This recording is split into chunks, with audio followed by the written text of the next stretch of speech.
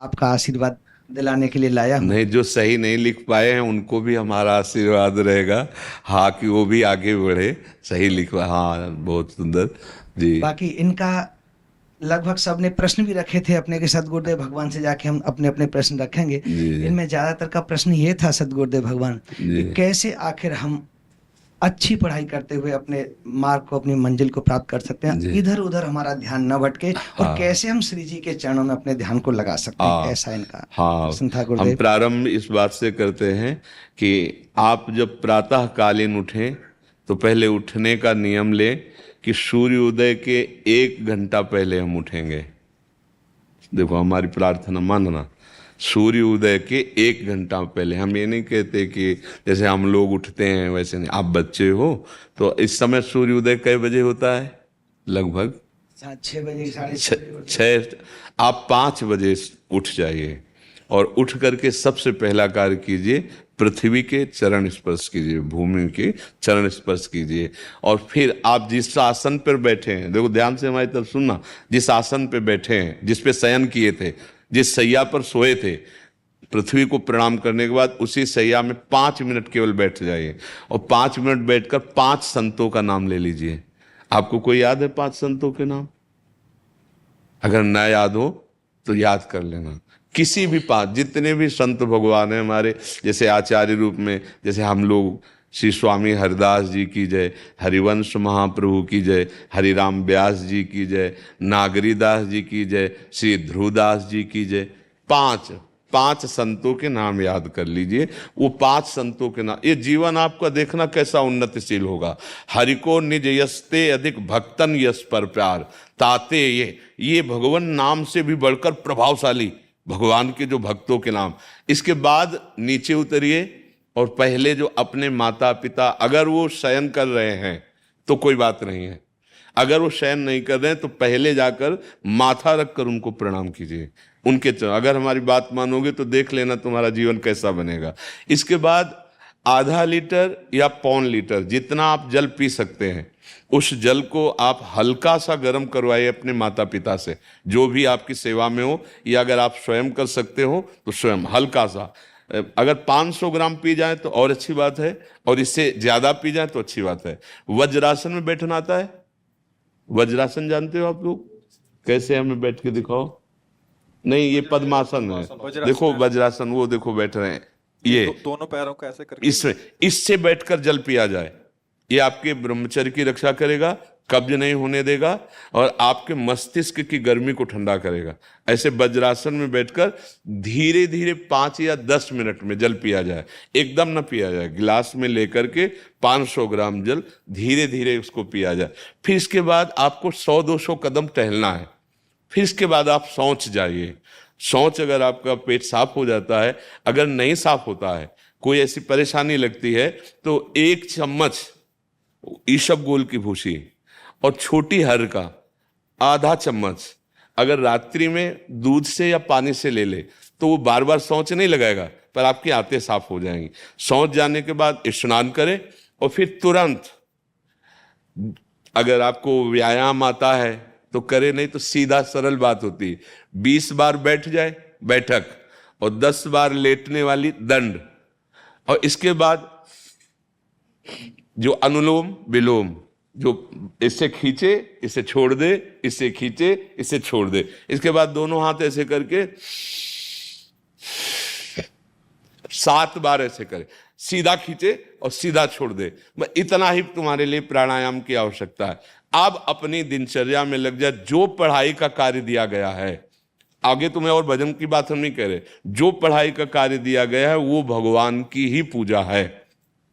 आपकी दिनचर्या जो आपको अपने गुरुजी या टीचर जी को जाके प्रमाणित करनी है, कल जो पढ़ाई गई थी आज के लिए, वो आप सुबह सुबह उस समय व्यायाम के बाद, तो आप देखना आपकी स्मृति बहुत प्रवीण हो जाएगी। अच्छा, ये आपकी प्रातःकालीन दिनचर्या है। जब आप अपने गुरुदेव के पास स्कूल जाएं तो हमें आजकल का तो अब पता नहीं, पर हम लोग जब जाते थे तो अपने गुरुजी को प्रणाम करते थे। होता है प्रणाम, होता है अभी प्रणाम करते हैं। मतलब आप क्या करते हैं जब सुबह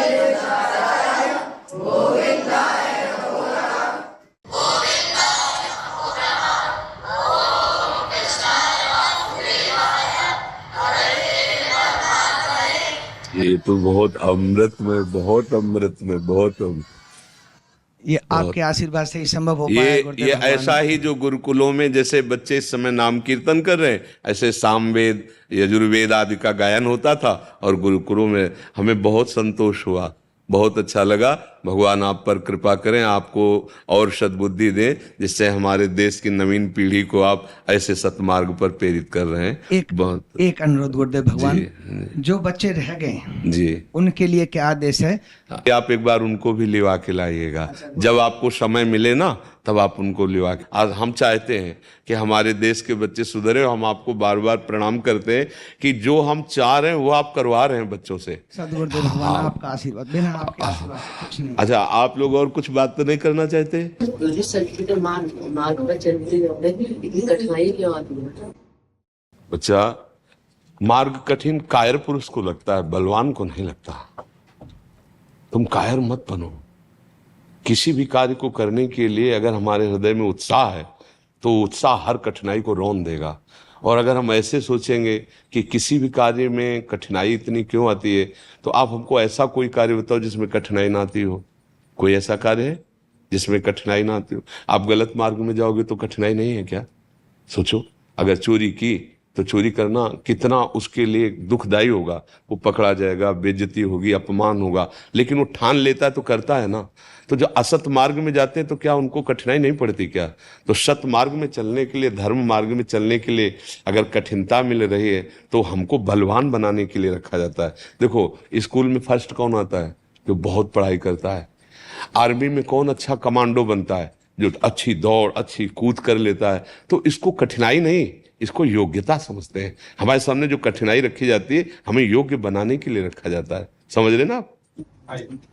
धन्यवाद प्रभु, बहुत सुंदर, बहुत सुंदर। ऐसी सद्भावना विशेष रूप से बच्चों में फैले। हाँ, बहुत सुंदर।